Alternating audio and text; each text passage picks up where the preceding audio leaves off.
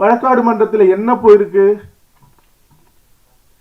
என் தந்தை பெயருக்கு களங்கம் ஏற்படுத்துவது போல இந்த கதை அமைக்கப்பட்டிருப்பதாக நாங்கள் நம்புகிறோம். அதனால இந்த படத்துக்கு சென்சார் தரக்கூடாது. சென்சார் கோர்ட் டைரக்ஷன் எங்க சென்சார் கொடுத்துருச்சு. சென்சார் அதுக்கு தான் இது பதிலுக்கு நானும் வழக்குக்கு போனேன். நீங்க ரெண்டையும் பாருங்க, கொடுக்கறது கொடுக்காதுங்கிறது உங்களுடைய தீர்ப்புல உங்களுடைய முடிவுல இருக்குன்னு ஹைகோர்ட் சொல்லிடுச்சு. அதனாலதான் நான் தரமாட்டேன்னு இன்னும் ஸ்ட்ராங் ஆனாங்க. அப்ப படைப்பை பார்த்ததுக்கு அப்புறம் என் பாடல் வெளியீடு தள்ளி போச்சு. படத்தை பார்த்தாங்க. பார்த்துட்டு 2 மணி நேரம் என்னை கூப்பிடாமலே டிஸ்கஷன். அப்புறம் உள்ள கூப்பிட்டாங்க. காரணங்களா கேட்கிறாங்க, இந்த படைப்பை எதுக்காக எடுத்தீங்க, என்ன ஏது, என்ன இதுக்கு என்ன ஆவணம் இருக்கு. நான் ஆவணங்களை எல்லாத்தையும் எடுத்துட்டு போயிருந்தேன். ஜூனியர் விகடன்ல ஒரு வரலாறு தொடங்கி ஒரு கட்டம் போய் நின்று இருக்கு. ஆனந்த விகடன்ல கேட்டேன், அவங்க தேடி எடுத்து கொடுத்தாங்க. ஏன்னா என்னுடைய நோக்கம் என்னங்கிறது அவங்களுக்கு தெரிஞ்சதுனால எல்லா ஆவணத்தோடையும் நான் எடுத்துட்டு போய் கொடுத்தேன். இவங்க கொடுக்க மாட்டாங்க, இது நடக்கவே நடக்காது, பெரும் சிக்கலாக போகுதுன்னு நான் நினைச்சிட்டு இருந்தேன்.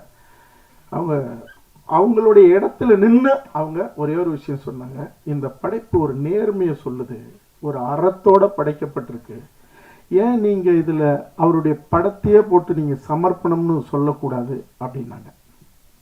அதை நான் செஞ்சிருக்கேன். நீங்க கேட்ட கேள்வி அதுதான்.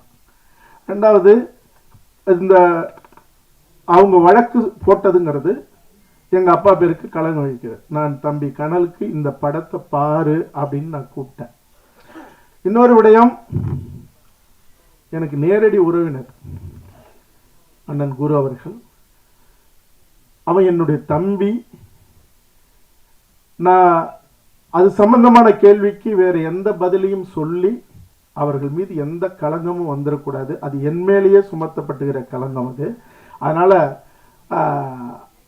சொல்லப்பட்ட குற்றச்சாட்டு எங்க அப்பாவுக்கு களங்கம் ஏற்படுகிறது. நீங்க படைப்ப பாடல் முன்னோட்டம் மட்டும் பார்த்துருப்பீங்க. அது களங்கம் வந்திருக்கா இல்லையான்னு உங்களுக்கும் தெரியும்.